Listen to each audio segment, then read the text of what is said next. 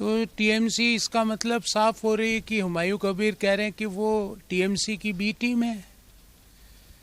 ये वो स्पष्ट स्वीकार कर रहे हैं। जो हम चुनाव के दौरान रोज कहते थे कि ये और ये टीएमसी से ही निकले हुए हैं, तो जो हुमायूं कबीर कहते थे कि वो बाबरी मस्जिद बना रहे हैं, लाखों लोग इकट्ठे किए, तो वो टीएमसी के लोग थे।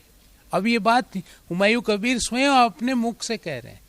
तो ये इन सब को देखते हुए जो अपीजमेंट की पॉलिटिक्स है उसका अंत हो रहा है और भारतीय जनता पार्टी पश्चिम बंगाल में अपनी सरकार बना रही है।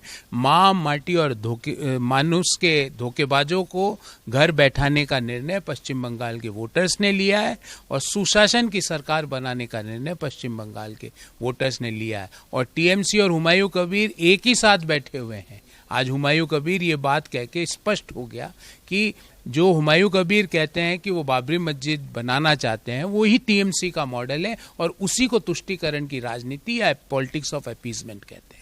दीदी, आप चिंता ही मत करिए, भारतीय जनता पार्टी के उम्मीदवार टीएमसी के उम्मीदवारों से 50,000 वोटों से आगे होंगे। तो रिकाउंटिंग आप खुद ही मना कर दोगे।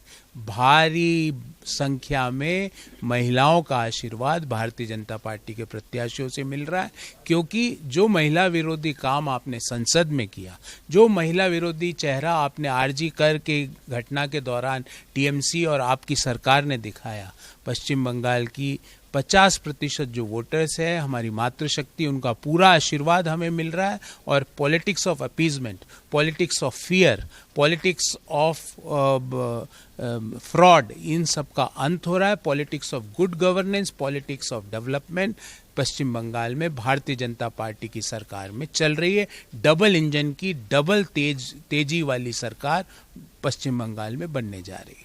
तो ये चुनाव आयोग जो फ्री एंड फेयर इलेक्शन की जो प्रक्रिया है, भय मुक्त जो चुनाव कराने की प्रक्रिया है, उसको चुनाव आयोग प्रयोग में कर रहा है। हम इन चीज़ों का स्वागत करते हैं ताकि फ्री, फेयर, ट्रांसपेरेंट इलेक्शन जो चुनाव आयोग करवा रहा है, उससे लोकतंत्र को ताकत मिलेगी और कल लोकतांत्रिक तरीके से हम बंगाल में सरकार बनाने जा रहे हैं। देखिए, वो कह रहे हैं 10 जन्म, हम कह रहे हैं हम तो सरकार बना चुके हैं।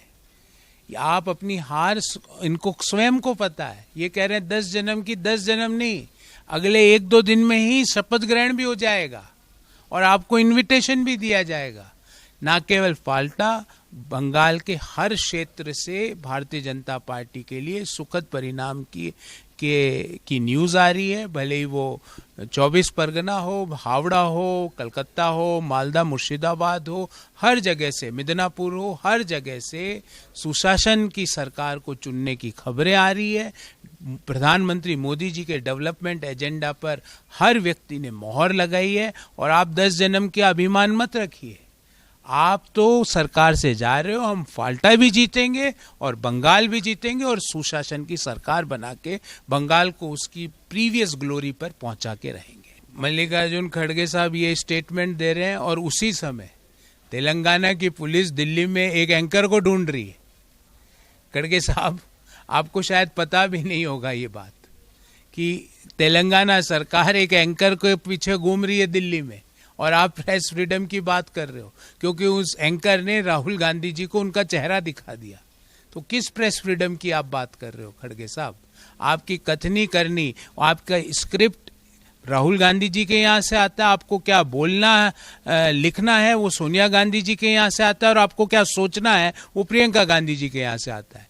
तो आप किस तरह के अध्यक्ष हैं? इतना भारी कॉन्ट्राडिक्शन आपकी कथनी और करनी में आज ही के दिन उजागर हुआ कि जब आप प्रेस फ्रीडम का सवाल पूछ रहे हो, उसी समय आप ही की सरकार, आप ही की पार्टी की सरकार तेलंगाना में एक एंकर को इसलिए ढूंढ रही है दिल्ली में कि उन्होंने राहुल गांधी जी को उनका चेहरा दिखा दिया।